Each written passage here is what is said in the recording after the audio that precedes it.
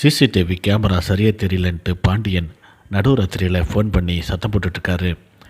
வீட்டில் தூங்கிட்டு இருந்தவங்க எல்லாருமே நடு ஹாலுக்கு வந்து என்னாச்சு அப்படின்னு சொல்லி கேட்குறாங்க.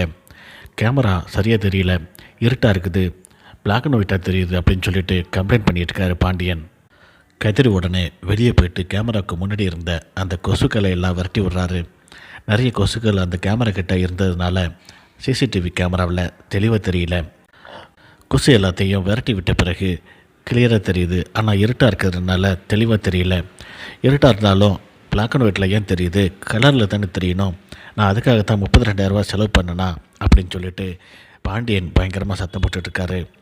ஒரு வழியாக பாண்டியனை இரவு நேரத்தில் வெளிச்சம் கம்மியாக இருந்தால் இப்படி தான் தெரியும் அப்படின்னு சொல்லிட்டு கதிர் சமாதானப்படுத்துகிறாரு.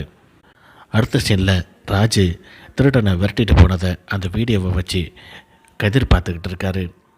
அதை பார்த்துட்டு ராஜுக்கிட்ட, நீ என்ன பயங்கரமாக ஓடுவாப்பில் இருக்கே அப்படின்னு சொல்லிட்டு கிண்டல் பண்ணுறாரு. நம்ம 2 பேர்த்துக்கும் வேணா போட்டி வச்சு பார்ப்போமா, யார் ஜெயிக்கிறான்னு பார்க்கலாமா அப்படின்னு சொல்லிட்டு ராஜு கேட்குறாங்க. இந்த நேரத்தில் வேண்டாம், எல்லோரும் பார்ப்பாங்க, காலையில் 5 மணிக்கு நம்ம போட்டியை வச்சுக்கலாம் அப்படின்னு சொல்லிட்டு காலையில் 5 மணிக்கு எழுந்திரிச்சு கிரவுண்டுக்கு 2 பேருமே வராங்க. 2 பேருமே போட்டிக்கு தயாராகிறாங்க. இதோட இந்த சீன் முடியுது.